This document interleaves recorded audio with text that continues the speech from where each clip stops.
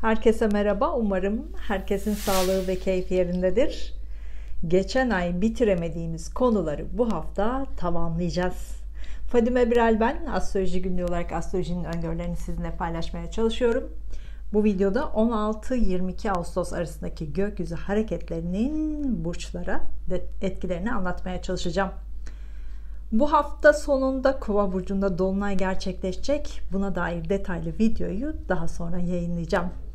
Bu hafta Güneş Aslan burcunda ilerliyor. Liderler, baba figürü, askeriye ile ilgili konular daha fazla gündemde olacak. Çocuklarla ilgili ani gelişmeler daha fazla olacak.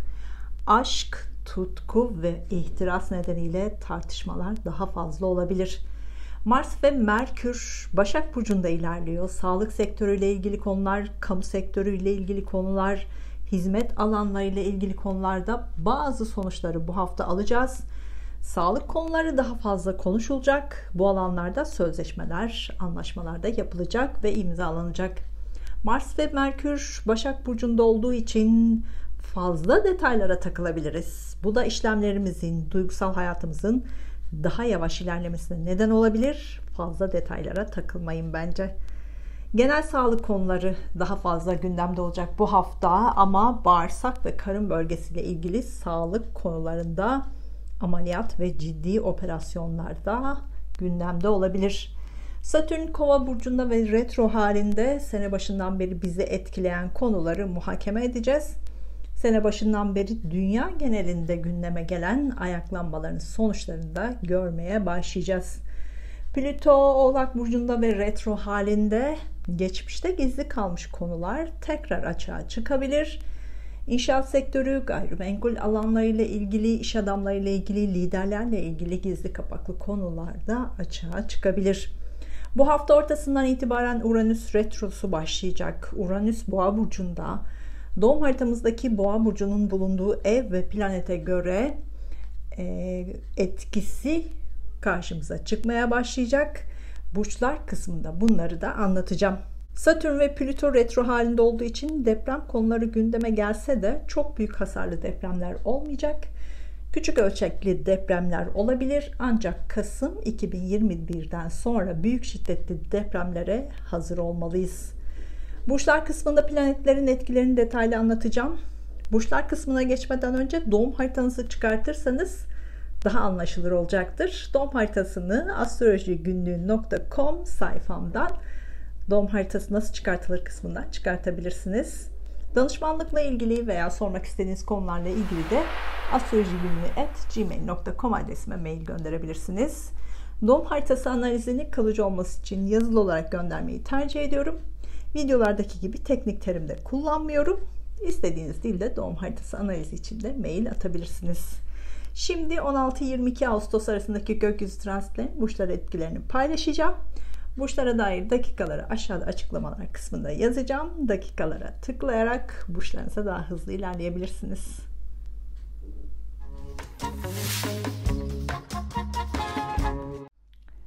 Burcu, yükselen burcu, ay burcu, Mars burcu ve Satürn burcu, Koç burcu olanlar bu videoda 16-22 Ağustos haftasının planetlerin detaylı yorumlarını paylaşacağım.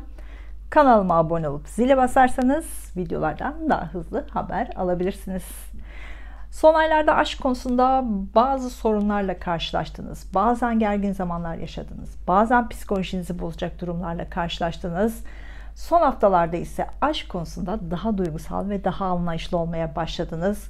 Artık aşk konusunu ilişkiye dönüştüreceksiniz. Ya aşk ilişkinizde ciddi kararlar alacaksınız, ya partnerinizle aşk ve duygusal bağlarınızı daha güçlendireceksiniz. Eşinizle de daha duygusal ve ateşli zamanlar yaşamaya da başlayacaksınız. Bu hafta çocuklarınızla ilgili konular da gündeminizde hala. Çocuklarla ilgili son aylarda eksik kalan konuları bu hafta toparlayacaksınız. Çocukların başarılarıyla mutlu da olacaksınız.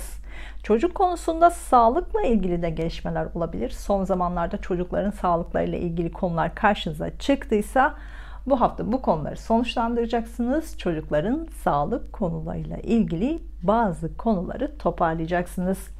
Bu hafta sağlık konuları hala gündemimizde. Sizin sağlığınızla ilgili olabilir. Çevrenizdekilerin sağlığıyla ilgili olabilir. Onlarla ilgili bazı konular sonuçlanacak. Özellikle bağırsak ve karın bölgesiyle ilgili sorunlarla karşılaşabilirsiniz. Ameliyat konuları da gündeme gelebilir. Daha dikkatli olmalısınız. Sağlık sektöründen, kamu sektöründen, hizmet sektöründen haber bekliyorsanız bu haberleri alabilirsiniz. Bu eğitiminizle ilgili olabilir, işinizle ilgili olabilir. Bu haberlerle birlikte birçok şey sonuçlanacak. Bu hafta ortaklarınızla ilgili, ortak işlerinizle ilgili güzel gelişmelerle karşılaşabilirsiniz. Ortak işlerinizden, ortak yapacağınız organizasyonlardan daha fazla da para kazanabilirsiniz. İnşaat, gayrimenkul, hukuk, dekorasyon alanında yapacağınız ortak işlerde daha fazla para kazanabilirsiniz. İşi olmayanlar sağlık sektöründen, kamu sektöründen, hizmet sektöründen, eğitimle ilgili alanlarda yeni iş fırsatları karşınıza çıkabilir. Bunları değerlendirebilirsiniz. İşi olanlar işlerinizde ortak bazı projeler geliştirebilirsiniz. Böylece daha fazla para kazanabilirsiniz. Sağlıkla ilgili konularda işler yapanlar bu hafta çok yoğun olacaksınız. Bu yoğunluk size parasal kazançlar da sağlayacak. Özellikle Mars ve Satürn burcu, Koç burcu olanlar sağlıkla ilgili işlerinizde daha fazla para kazanabilirsiniz. Yeni çalışma alanları da karşınıza çıkabilir. Bu hafta topluluk önünde de olacaksınız, sahnelerde olacaksınız, kalabalıkların önünde olacaksınız. Sanatınızla, çocuklarla ilgili konularda ön planda olacaksınız. Bunları topluluklarla paylaşacaksınız. Çoğu zaman parlayacaksınız, çok konuşacaksınız, çok konuşulacaksınız. Bu hafta eski arkadaşlarınızla daha fazla zamanda geçirebilirsiniz. Eski konular gündeme gelebilir. Sosyal mecralarla, sosyal alanlarla ilgili yarım kalmış konuları da bu hafta toparlamak daha kolay olacak. Geçen seneden beri yeni tarz kitaplar, yeni iletişim kaynakları karşınıza çıktı. Medya ile ilgili yeni platformlar karşınıza çıktı. Pazarlama ile ilgili işlerinize yenilikler katmanız gerektiğini anladınız. Bu yüzden sürekli yeni arayışlar içine girdiniz. Eğer başlangıçlar yaptıysanız bu başlangıçlar uzun süreli olacak.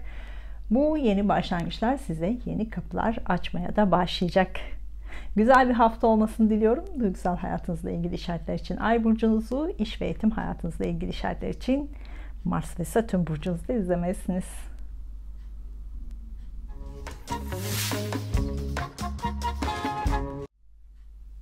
Burcu, yükselen burcu, Ay burcu, Mars burcu ve Satürn burcu, Boğa burcu olanlar. Bu videoda 16-22 Ağustos haftasının planetlerin detaylı yorumlarını anlatacağım. Kanalıma abone olup zile basarsanız videolardan daha hızlı haber alabilirsiniz. Son haftalarda çocuklarla ilgili konular gündemimizdeydi. Bu haftada çocuk ve çocuklarınızla ilgili konular çok gündemimizde olacak. Çocuklar veya çocuklarınızla ilgili bazı konularda kararlar alabilirsiniz. Bu konularda biraz zorlanabilirsiniz. Bu kararlarla birlikte çocuklarınızın hayatında değişim de olabilir. Bu sizin hayatınızda değiştirebilir. Çocuklarla ilgili konularda işler yapanlar bu hafta çok yoğun olacaksınız. Bu yoğunluk size parasal kazançlar da sağlayacak. Özellikle Mars ve Satürn burcu, Boğa burcu olanlar çocuklarla ilgili işlerinizden daha fazla para kazanabilirsiniz. Yeni çalışma alanları da karşınıza çıkabilir. Bu hafta sağlık konularında daha fazla harcamalar yapabilirsiniz. Eşinizin sağlığıyla ilgili olabilir, çocukların sağlığıyla ilgili olabilir. Bunlarla ilgili güzel haberler de alabilirsiniz. Bu hafta topluluk önünde olacaksınız, sahnelerde olacaksınız, kalabalıkların önünde olacaksınız. Çocuklarla ilgili konular belki ön planda olacak. Bunları topluluklarla paylaşacaksınız. Bazen gergin de olabilirsiniz. Kalabalık önünde konuşmalar yapacaksınız. Siz konuşacaksınız, siz konuşulacaksınız. Sahne sanatlarıyla ilgili işleriniz varsa yoğun olacaksınız. Bunlardan para da kazanacaksınız. Aşk ilişkinizle ilgili ciddi kararlar alacaksınız. Bu evlilik kararı olabilir. Sorunlu giden aşk ilişkinizle ilgili ayrılık kararı da olabilir. Bu hafta evlilik planlarınız varsa bu planlarınızı da sorun olmadan tamamlayabilirsiniz. Yeni aşk arayanlar bu hafta aşkı bulmak kolay olacak. Algılarınız açık olsun. Tutkulu ve hızlı başlayacak aşka da hazır olun. Bu hafta ebeveynlerinizle ilgili güzel haberler alabilirsiniz. Onlarla ilgili güzel gelişmelerle karşılaşabilirsiniz. Geçen haftalarda başlayan uzun yolculuk konuları bu haftada devam edecek. Uzun yolculuk planlarınızı tamamlayabilirsiniz. Ağustos sonuna kadar uzun yolculuklar yapacaksınız. Ev almak, ev satmak, ev taşımak, evde tadilatlar yapmak için bu hafta çok uygun. Bunları tamamlayabilirsiniz. Eğer buna dair plan ve hayalleriniz yoksa aniden gelişecek konulara hazırlıklı olmalısınız. Evinizde değişiklikler yapmaya karar verebilirsiniz. Bu hafta eşinizle birlikte uzun yolculuklar yapabilirsiniz. Doğada vakit geçirmek için kendinize zaman ayırabilirsiniz. Eşinizin hayatındaki değişimlere de şahit olabilirsiniz. Eşinizle ilgili gelişmeler de karşınıza çıkabilir. Onun hayatındaki değişim sizin de hayatınızı değiştirebilir. Sene başından beri işle ilgili karşınıza çıkan konuları bu hafta daha fazla düşüneceksiniz. Bazı kararlar almak isteyeceksiniz. Bu kararları netleştirmek bu hafta daha kolay olacak. İşle ilgili konuları sonuçlandıracaksınız.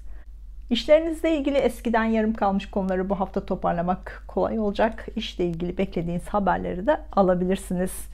Eğitimle ilgilenenler geçmişte yarım kalmış konular karşınıza çıkarsa bu hafta bu konuları toparlayacaksınız. Özellikle hafta sonunda eğitim konularında çok başarılı olacaksınız. Güzel bir hafta olmasını diliyorum. Duygusal hayatınızla ilgili işaretler için Ay burcunuzu, iş ve eğitim hayatınızla ilgili işaretler için Mars ve Satürn burcunuzda izlemelisiniz.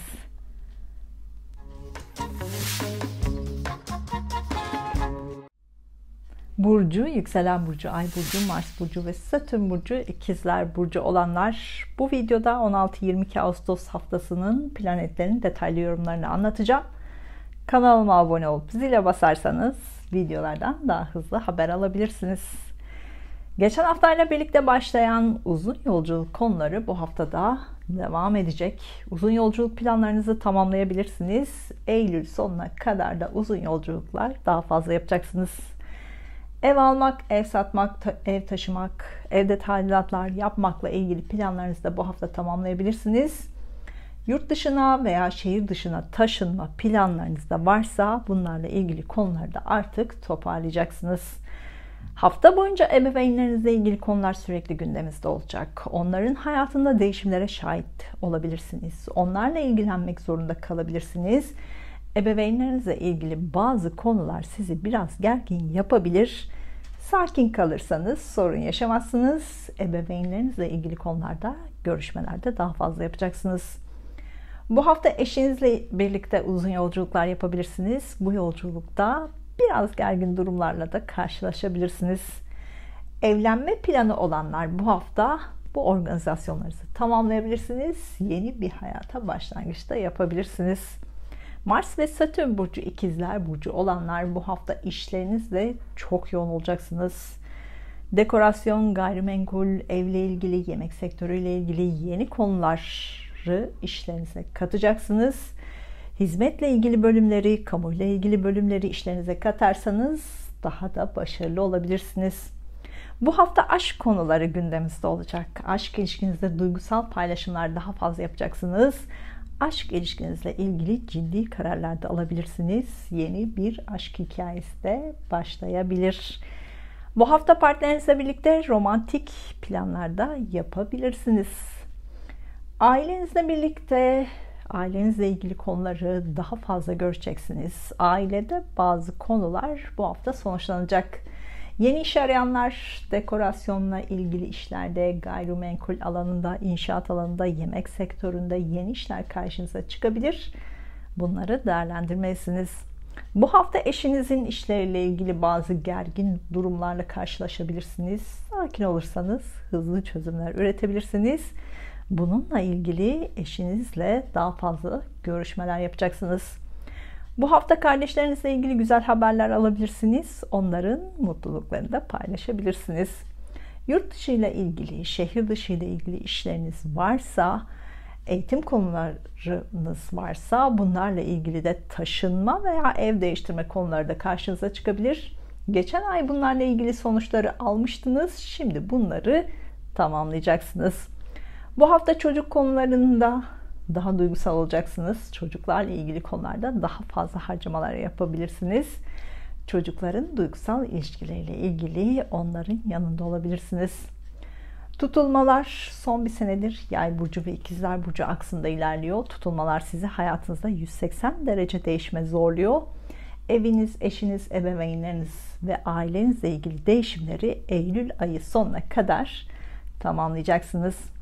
Yeni planlarınız, yeni hedeflerinizle, yeni hayallerinizle yolunuza devam etmelisiniz. Köklü değişimleri kesinlikle yapmak zorundasınız. Yoksa çelişkiler içinde kalarak psikolojik sorunlarla karşılaşabilirsiniz. Karşı koyduğunuz değişimlere mecbur kalabilirsiniz. Güzel bir hafta olmasını diliyorum. Duygusal hayatınızla ilgili işaretler için Ay burcunuzu, iş ve eğitim hayatınızla ilgili işaretler için Mars ve Satürn burcunuzu izlemelisiniz.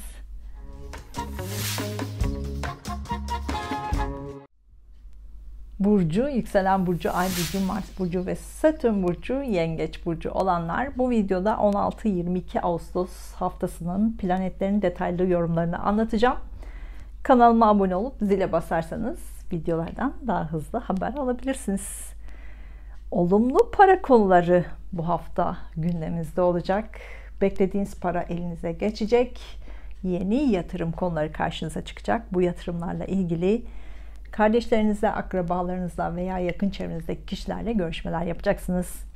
Bu hafta kardeşleriniz, akrabalarınız ve yakın çevrenizdeki kişilerle daha fazla zaman geçireceksiniz. Onlarla birlikte iş fikirleri de geliştirebilirsiniz. Birlikte işler yapabilirsiniz. Bu hafta kardeşlerinizle, akrabalarınızla yapacağınız işlerden daha fazla para da kazanabilirsiniz.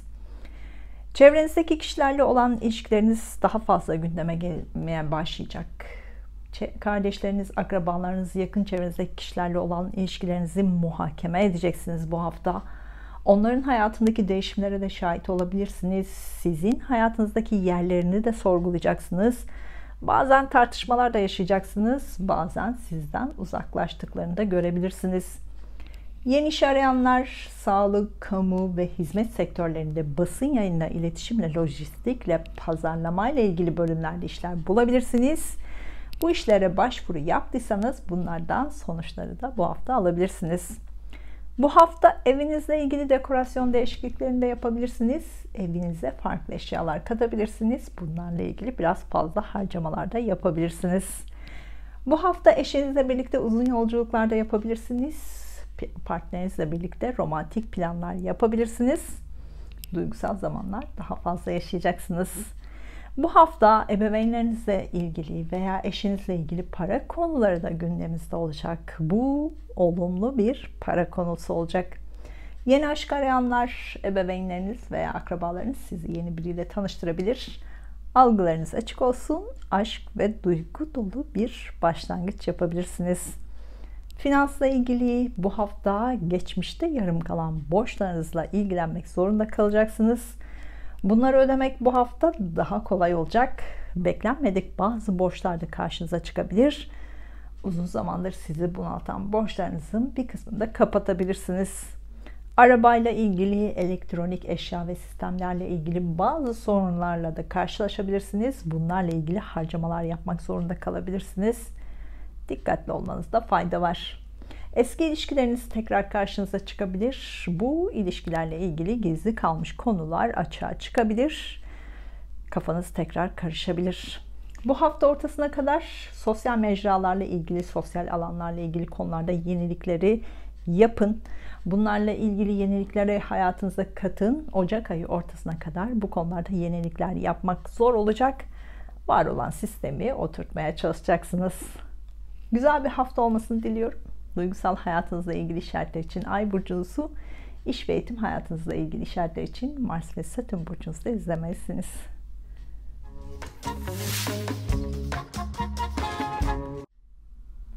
Burcu, yükselen burcu, Ay burcu, Mars burcu ve Satürn burcu, Aslan burcu olanlar bu videoda 16-22 Ağustos haftasındaki planetlerin detaylı yorumlarını anlatacağım. Kanalıma abone olup zile basarsanız videolardan daha hızlı haber alabilirsiniz. Güneş burcunuzda, bu da size enerji vermeye devam ediyor. Bu hafta doğum günü olanların doğum günü kutlu olsun. Sağlıklı ve huzurlu nice seneler diliyorum. Güneşin size verdiği enerji hala çok güzel. Hayatınızda toparlamak istediğiniz konulara odaklanın. Bunları toparlamak bu hafta daha kolay olacak. Özellikle eş ve ilişkiler konusunda bazı sonuçları alabilirsiniz. Sene başından beri ilişkiler konusu sürekli gündemimizdeydi. Bu hafta ilişkilerinizle ilgili konuları muhakeme edeceksiniz. Bazı sonuçlar çıkartacaksınız. Bu özel ilişkiniz olabilir, işle ilgili ilişkiniz olabilir. Eskiden yarım kalmış konularla ilgili bu hafta bazı kararlar alabilir ve hemen uygulayabilirsiniz. Evlilik planı olanlar bu hafta bunu gerçekleştirebilirsiniz. Bu hafta duygusal hayatınız ve ilişkinizle ilgili ani değişimler de gündeme gelebilir. Aniden evlilik kararı alıp uygulayabilirsiniz. Aniden ayrılık kararı alıp uygulayabilirsiniz. İlişkisi olmayanlar aniden başlayacak ilişkilere hazır olmalısınız. Aşk ilişkinizde ciddi kararlar alabilirsiniz. Hemen de evlilik organizasyonunuzu yapabilirsiniz. Bu hafta para konusuyla çok meşgul olacaksınız. Yeni para kaynakları yaratacaksınız. Geçen hafta başlayan para konuları bu hafta da hızla devam edecek. Para konularında görüşmeler yapacaksınız. İşlerinizle ilgili olumlu para konuları da karşınıza çıkabilir. Beklediğiniz para da elinize gelebilir. Ev veya gayrimenkul yatırım konularıyla ilgileneceksiniz. Ev almak, gayrimenkul almak, yeni yatırım planları yapmak için bu hafta uygun olacak. Gelecek yatırımlarınızla ilgili işlemleri başlatmak için de çok güzel bir hafta bu hafta. Son aylarda eşinizle ilgili karşınıza çıkan yenilikleri kabulleneceksiniz.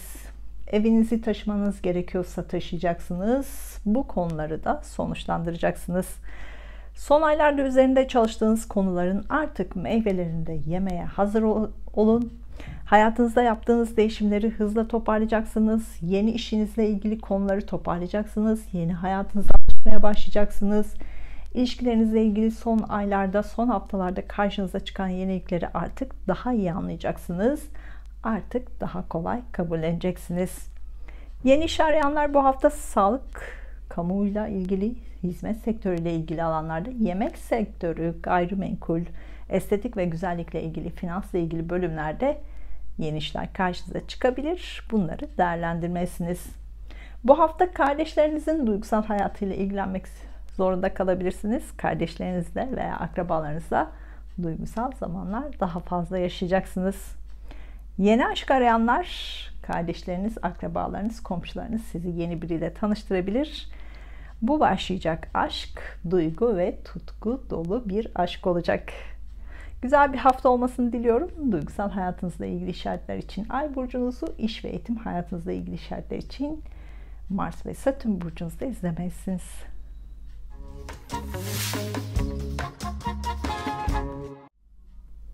Burcu, yükselen burcu, Ay burcu, Mars burcu ve Satürn burcu, Başak burcu olanlar, bu videoda 16-22 Ağustos haftasının planetlerin detaylı yorumlarını anlatacağım. Kanalıma abone olup zile basarsanız videolardan daha hızlı haber alabilirsiniz. Geçen haftalarla birlikte yoğun bir tempo içine girdiniz. Bu hafta hayatınızın hemen her alanında değişimler olabilir. Bunları tamamlayabilirsiniz. Özellikle duygusal hayatınızda, iş ve eğitim konusundaki konularda çok yoğun olacaksınız. Bu konularda bazı sonuçları da alacaksınız. Evlilik planı olanlar, organizasyonlarınızı bu hafta yapabilirsiniz. Yeni bir hayata başlayabilirsiniz. Bu hafta iletişim araçlarını çok fazla kullanacaksınız. Telefon görüşmeleri çok fazla yapacaksınız. Bu bazen sizi çok yoracak. Dikkatiniz dağılabilir. Bu hafta iş konusunda çok fazla görüşme yapacaksınız. Bu görüşmelerde sizi zorlayan şartlarla mücadele ederseniz büyük işler başarabilirsiniz. Büyük başarılar kazanabilirsiniz. İşlerinizi hızla toparlayabilirsiniz. İşinizle ilgili gergin olsanız da iş yerinizi taşımak, iş yerinizi değiştirmek, işinizle ilgili yenilikler yapmak bu hafta çok kolay olacak. Eğitim hayatında olanlar, eğitimle ilgili işi olanlar bu hafta kendinizi güçlü hissedeceksiniz. Yeni eğitim konuları gündeme gelecek. Eğitimle ilgili konularda yeni başlangıçlar da yapacaksınız. Bu hafta eğitim konusunda güçlü olacaksınız. Eğitimle ilgili sınavlarınız varsa bunlarda başarılı da olacaksınız. Bu hafta psikolojinizi kontrol etmek biraz zor olabilir. Şimdiden enerjinizi yenileyecek konulara odaklanmalısınız. Sanatsal çalışmalar yapabilirsiniz. Dekorasyonla ilgilenebilirsiniz. Arkanızdan çevrilen işleri açığa çıkabilir bu hafta. Bu da sizin psikolojinizi etkileyebilir. Arkanızdan çevrilen oyunları artık bozacaksınız. Bunlarla ilgili artık siz konuşacaksınız. Yeni iş arayanlar bu hafta kesinlikle yeni iş bulabilirsiniz. Daha önceden başvurduğunuz işlerden haber alabilirsiniz. Karşınıza çıkan her fırsatı mutlaka değerlendirin. Nerede hareket, orada bereket olur. Bu yüzden görüşmelerinizi daha fazla yapmanızda fayda var. Mars ve Satürn burcu Başak burcu olanlar iş konusunda Eylül sonuna kadar çok yoğun olacaksınız. Bu yoğunluğa sabrederseniz çok başarılı olacaksınız. Sabredemezseniz işinizle ilgili değişimler yapmak zorunda kalabilirsiniz. Yeni işe başlayabilirsiniz. İşten ayrılmak zorunda kalabilirsiniz. Departman değişikliği yapmak zorunda kalabilirsiniz. Belki de işinizde terfi de alabilirsiniz. İşiniz varsa iş yerinizde değişiklik ve yenilik katmak için iletişim, medya, lojistik ve pazarlama konularından da destek almalısınız. Bu hafta para konuları gündemimizde olacak. Özellikle işlerinizle ilgili daha fazla para kazanabilirsiniz. Olumlu ve güzel para konuları da gündeminizde. Yemekle ilgili, gayrimenkulle ilgili, estetik ve güzellikle ilgili, dekorasyonla ilgili işi olanlar bu hafta bu işlerinizden daha fazla para kazanabilirsiniz. Yeni yatırım konuları da gündemimize gelebilir. Aşk ilişkinizle ilgili eski aşk konusunda gizli kapaklı konular tekrar karşınıza çıkabilir. Aşk ilişkinizde gizli kapaklı konular açığa çıkabilir. Bu da biraz psikolojinizi bozabilir. Bu hafta ortasına kadar eğitimle ilgili konularda teknolojik alet ve sistemleri hayatınızda katmalısınız. Önümüzdeki haftadan sonra bunlarla ilgili yenilikler sürekli gündemimizde olacak. Bunları öğrenmeye çalışacaksınız. Bu hafta ortasına kadar uzun yolculukla ilgili planlarınızı, hayallerinizi kurun. Önümüzdeki haftadan sonra bu planlarınızı gerçekleştirmek daha kolay olacak. Güzel bir hafta olmasını diliyorum. Duygusal hayatınızla ilgili işaretler için Ay burcunuzu, iş ve eğitim hayatınızla ilgili işaretler için Mars ve Satürn burcunuzu da izlemelisiniz.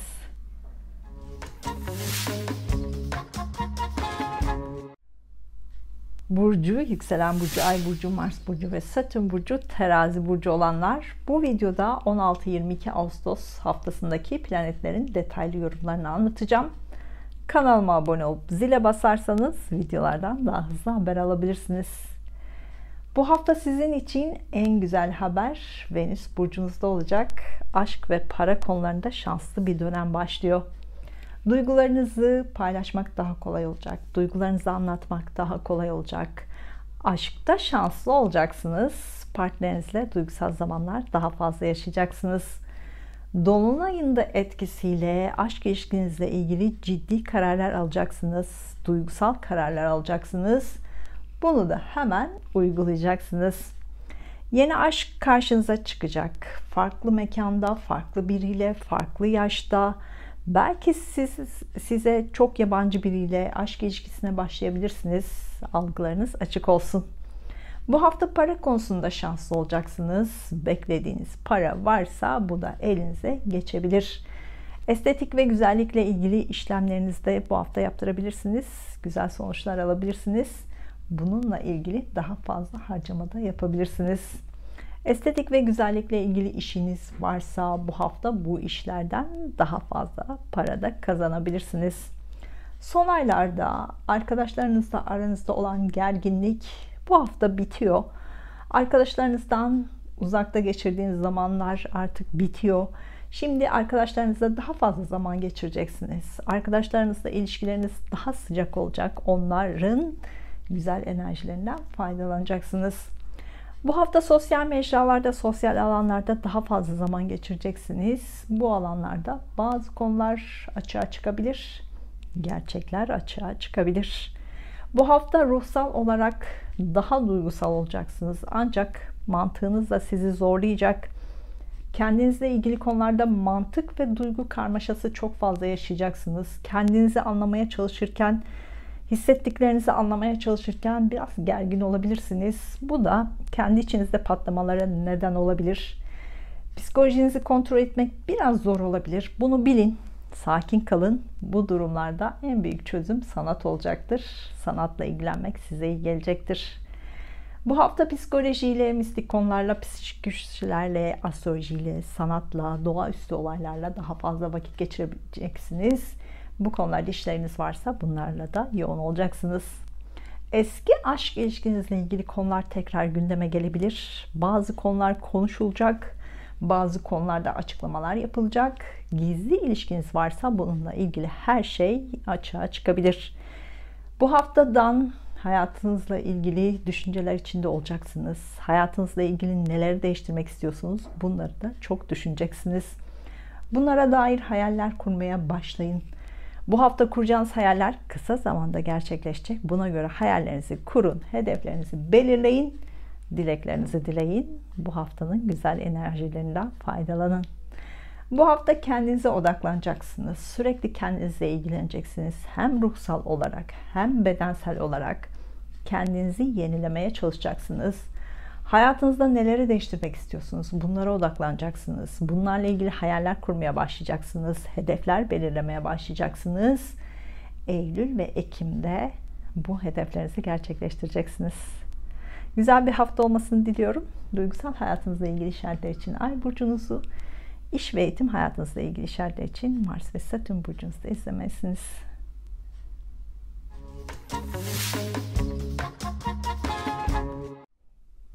Burcu, yükselen burcu, ay burcu, Mars burcu ve Satürn burcu, Akrep burcu olanlar, bu videoda 16-22 Ağustos haftasındaki planetlerin detaylı yorumlarını anlatacağım. Kanalıma abone olup zile basarsanız videolardan daha hızlı haber alabilirsiniz.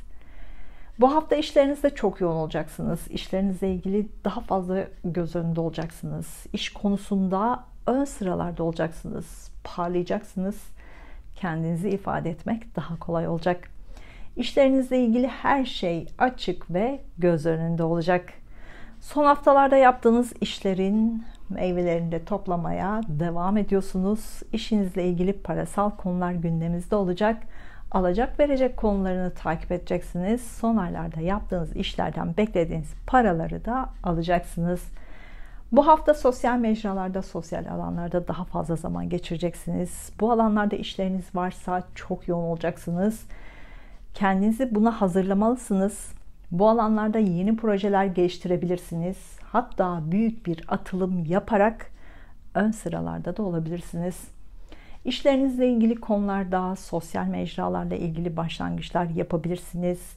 Sosyal alanlarda başlangıçlar yapabilirsiniz. Sosyal mecralar, sosyal alanlar, e-ticaret gibi alanlarda işlerinize katarsanız daha başarılı olabilirsiniz. Bu alanlarla ilgili yeni projeleri tamamlamak bu hafta daha kolay olacak. İş arayanlar sosyal mecralarda, sosyal alanlarda, teknolojik alet ve sistemlerin olduğu alanlarda yeni işler karşınıza çıkabilir. Bunları değerlendirmelisiniz. Hayvanlarla ilgili konularda gergin durumlarla karşılaşabilirsiniz. Hayvanlarla ilgili konularda duygu ve mantık karmaşası yaşayacaksınız. Bazı kararlar da alabilirsiniz. Bu hafta ruhsal olarak biraz yorgun olabilirsiniz. Duygusallık çok fazla olacak. Bu sizi biraz yorabilir. Duygularınızı sanatla anlatmak, sanatla yaşamak daha kolay olacak. Son haftalarda arkadaşlarınızla daha fazla ilgilenmek zorunda kaldınız. Onlara destek olmak zorunda kaldınız. Onların hayatındaki değişimleri kabullenmek zorunda kaldınız. Bu haftada arkadaşlarınızla ilgili konular karşınıza çıkacak. Arkadaşlarınızla aranızda gergin durumlar da olabilir. Bunların bilincinde olursanız büyük sorun yaşamazsınız. Eğitim hayatınızda yeni bir dönem başlayacak. Şimdiden bunun hayallerini de kurmaya başlayın. Eski eğitim konuları artık geride kalacak. Yeni sistemler, yeni eğitim alanları, yeni bir eğitim hayatında başlangıç yapacaksınız. Eşinizle ilgili ani değişimler olabilir. Buna da hazır olmalısınız. Ebeveynlerinizle ilgili geçmişte yarım kalmış konuları tamamlayacaksınız bu hafta. Ebeveynlerinizle ilgili konularda uzun yolculuklarda yapabilirsiniz. Evinizle ilgili eskiden yarım kalmış konuları toparlamak kolay olacak. Taşınma, tadilat konularında bu hafta toparlayabilirsiniz. Son senelerde eş, evlilik konularında daha özgür olmak istemeye başladınız. Bu da evliliğinizi sürekli sorgulamanıza neden oldu. Bununla ilgili geçmişte yaşadıklarınızı bu hafta biraz daha fazla muhakeme edeceksiniz. Bu hafta ortasına kadar eşinizle ilgili konularda aniden ve beklenmedik bir şekilde yenilikler karşınıza çıkabilir. Ocak 2022'ye kadar bu konularla ilgilenmek zorunda da kalabilirsiniz. Bu hafta evinizle ilgili değişiklikleri tamamlayın. Bu haftadan sonra evle ilgili konularda yenilik katmak zor olacak. Güzel bir hafta olmasını diliyorum. Duygusal hayatınızla ilgili işaretler için Ay burcunuzu, iş ve eğitim hayatınızla ilgili işaretler için Mars ve Satürn burcunuzda izlemelisiniz.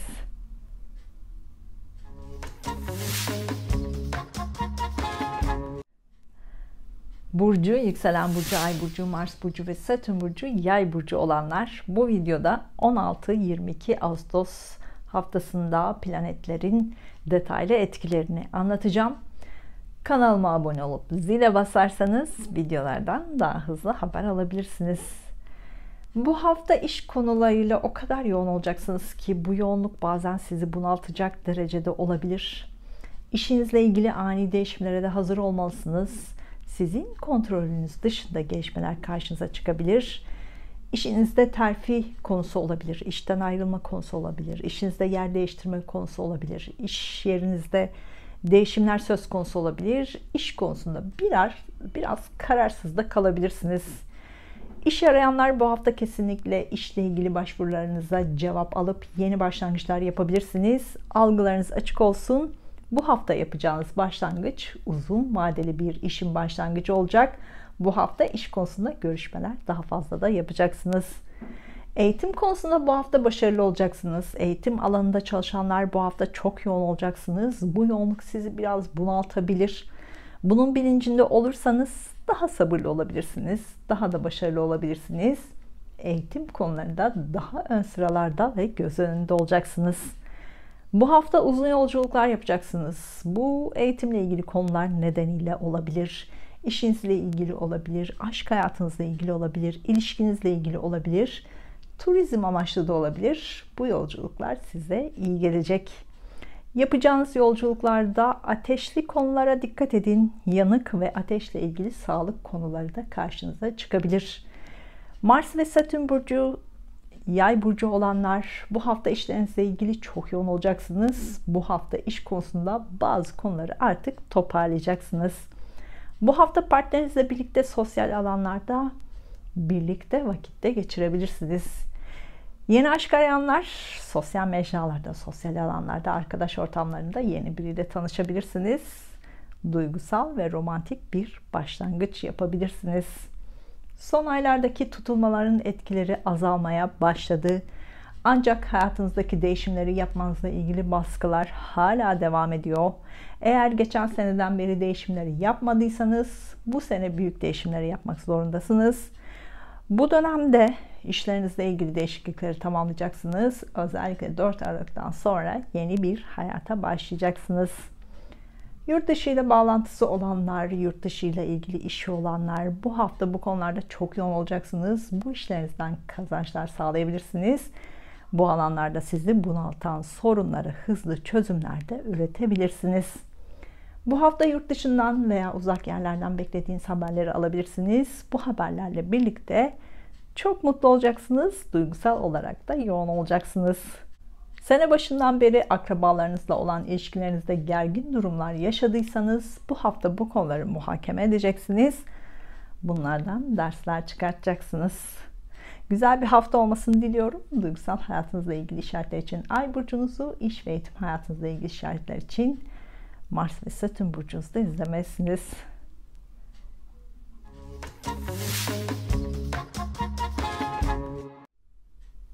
Burcu, yükselen burcu, ay burcu, Mars burcu ve Satürn burcu, Oğlak burcu olanlar bu videoda 16-22 Ağustos'taki planetlerin etkilerini detaylı yorumla anlatmaya çalışacağım. Kanalıma abone olup zile basarsanız videolardan daha hızlı haber alabilirsiniz. Bu hafta gündemimizde uzun yolculuklar olacak. İşle ilgili olabilir, finans konularıyla ilgili olabilir, işinizle ilgili olabilir, eğitim konularıyla ilgili olabilir. Bu konularda uzun yolculuklar yapacaksınız. Bu hafta eğitim konuları da gündemimizde olacak. Eğitimle ilgili görüşmeler çok fazla yapacaksınız. Eğitimle ilgili konular sizi biraz gergin yapabilir. Sabrederseniz başarılı olacaksınız. Eğitimle ilgili işleriniz varsa bu işlerinizle ilgili bu hafta daha yoğun olacaksınız. Bu işlerden daha fazla para da kazanabilirsiniz. Bu hafta işlerinizle ilgili olumlu para konuları olacak. Beklediğiniz para varsa bu elinize geçecek ama yeni para konuları da gündeme gelecek.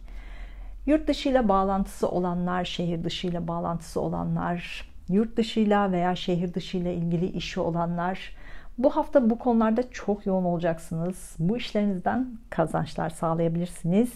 Bu alanlarda sizi bunaltan sorunlarla hızlı çözümler de üretebilirsiniz. Bu hafta yurt dışından veya uzak yerlerden beklediğiniz haberleri alabilirsiniz. Bunlarla ilgili iletişim araçlarını çok kullanacaksınız. Görüşmeler daha fazla yapacaksınız. Yeni aşk arayanlar işle ilgili alanlarda, eğitimle ilgili alanlarda yeni biriyle tanışabilirsiniz. Duygusal ve romantik bir başlangıç yapabilirsiniz. Bu hafta borç alacak konuları karşınıza çıkacak. Borçlarınızla ilgili görüşmek zorunda kalabilirsiniz. Eğitimle ilgili, uzun yolculuklarla ilgili konularda daha fazla harcama yapabilirsiniz. Bu harcamalar biraz sizi zorlayabilir. Borçları ödemek konusu bu hafta biraz daha kolay olacak. Bu hafta iş yerinizin dekorasyonuyla ilgili de değişiklikler yapabilirsiniz. Bununla ilgili biraz fazla para da harcayabilirsiniz. Bu hafta çocuklarınızla ilgili konuları da toparlayacaksınız, sonuçlandıracaksınız. Ocak ayına kadar da çocuklarla ilgili konular hep gündemimizde olacak. Var olan konuları ilerleteceksiniz. Yenilikleri katmak Ocak ayından sonrasına kalacak. Aşk konusunda bu hafta aniden ve beklenmedik durumlarla da karşılaşabilirsiniz. Bu aşk konusu 5 ay gündemimizde olacak. Bu hafta yeni yatırım konuları, yeni sözleşmeler gündemimizde olacak. Bunlarla ilgili imzalar atacaksınız. Bu konularda şanslı da olacaksınız. Miras konusu gündemimizde ise bununla ilgili çözümler karşınıza çıkacak. Miras konusunda yenilikler karşınıza çıkacak. Mirasla ilgili beklediğiniz para da varsa elinize geçebilir. Yeni iş arayanlar eğitimle ilgili alanlarda, lojistikle ilgili alanlar, yurt dışıyla veya şehir dışıyla ilgili konularda, yabancı dille ilgili alanlarda iş fırsatları karşınıza çıkabilir. Güzel bir hafta olmasını diliyorum. Duygusal hayatınızla ilgili işaretler için Ay burcunuzu, iş ve eğitim hayatınızla ilgili işaretler için Mars ve Satürn burcunuzu da izlemelisiniz.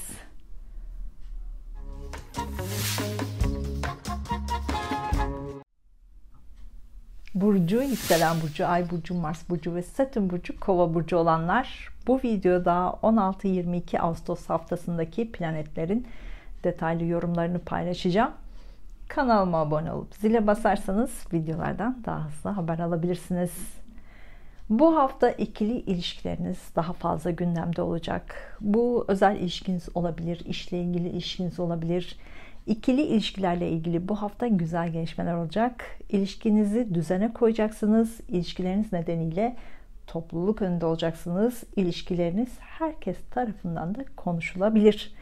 Evlilik planı olanlar bu hafta organizasyonlarınızı yapabilirsiniz. Bu evlilik uzun süreli bir evlilik olacak. Evliyseniz veya ilişkiniz varsa partnerinizle duygusal zamanlar daha fazla yaşayacaksınız. Bununla ilgili planlar yapabilirsiniz. İlişkide daha yapıcı ve olumlu olacaksınız. Son haftalarda borç alacak konuları daha fazla gündemimize gelmeye başladı. Bu hafta borç alacak konuları daha fazla gündemimizde olacak. Bunlarla ilgili çözümler üretmek zorunda kalacaksınız. Bu durumlar sizi biraz bunaltabilir. Ancak kolay çözümler de bulacaksınız. Borçlarınızı ödemek bu hafta kolay olacak. Bu hafta banka işlemleriyle ilgili olabilir, işinizle ilgili olabilir, imzalar, belgeler, sözleşmeler gündeminizde olacak. Bu konular sizi biraz gergin yapabilir. Detaylarına fazla takılmazsanız hızlı çözümler üretebilirsiniz. Yeni yatırım konuları da yine bu hafta gündemimizde olacak. Yeni sözleşmeler, yeni gündemimizde olacak. Bunlarla ilgili de imzalar atabilirsiniz. Miras konusu gündemimizde ise bunlarla ilgili çözümler karşınıza çıkacak. Miras konusunda yenilikler karşınıza çıkacak. Mirasla ilgili beklediğiniz paralar elinize geçebilir. Yeni iş arayanlar finans sektöründe, yatırım konularıyla ilgili sektörde, hukukla ilgili, gizli bilimler alanında, sağlık, kamu, hizmet bölümlerinde işler karşınıza çıkabilir. Algılarınız açık olsun. Eşiniz veya ortağınızla ilgili bazı iş sözleşmeleri, imzalar da gündemimizde olacak. Bunlarla ilgili görüşmeler çok fazla yapacaksınız. İmzalar atacaksınız. Bu imzalar bazı konuların sonuçlanması için atılan imzalar olacak. Ev alma, ev satma, evde büyük tamiratlar yapmak için, ev taşıma konuları için bu hafta çok uygun olacak. Bunları da tamamlayacaksınız. Bu hafta uzak yerlerden güzel haberler alabilirsiniz. Duygusal hayatınızla ilgili uzun yolculuklar da yapabilirsiniz.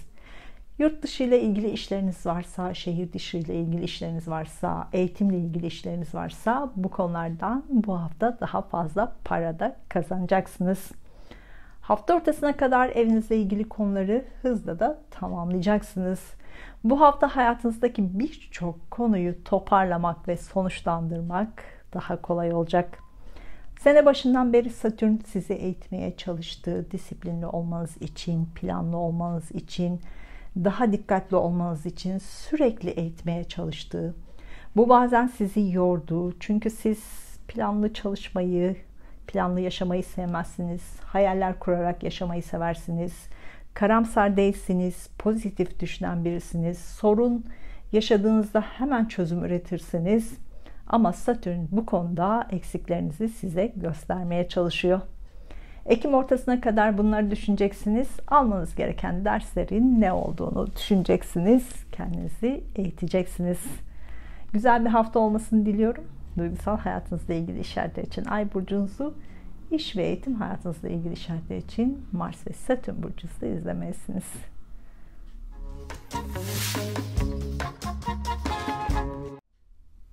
Burcu, yükselen burcu, ay burcu, Mars burcu ve Satürn burcu, balık burcu olanlar bu videoda 16-22 Ağustos haftasındaki planetlerin etkilerini detaylı olarak paylaşacağım.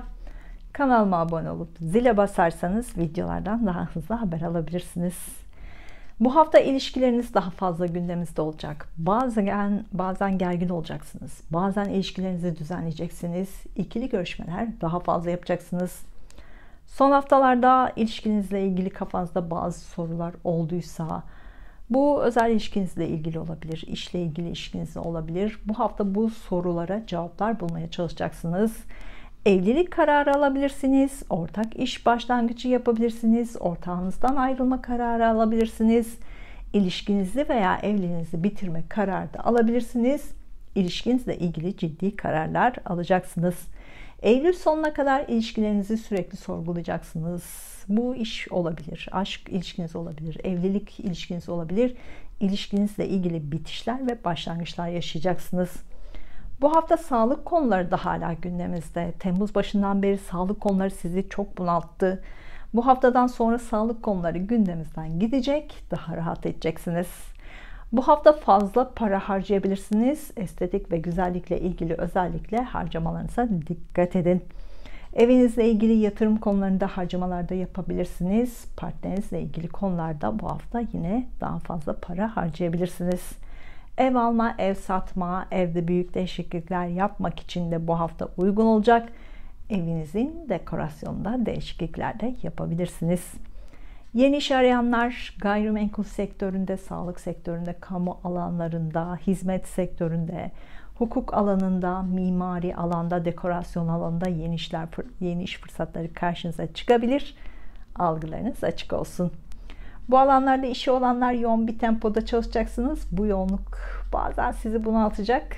Sabrederseniz başarılı olacaksınız. Sabredemezseniz işinizi değiştirmek zorunda kalabilirsiniz. Mars ve Satürn burcu balık burcu olanlar Eylül sonuna kadar işle ilgili çok yoğun olacaksınız. İşinizle ilgili sınanacaksınız. Yorulacaksınız.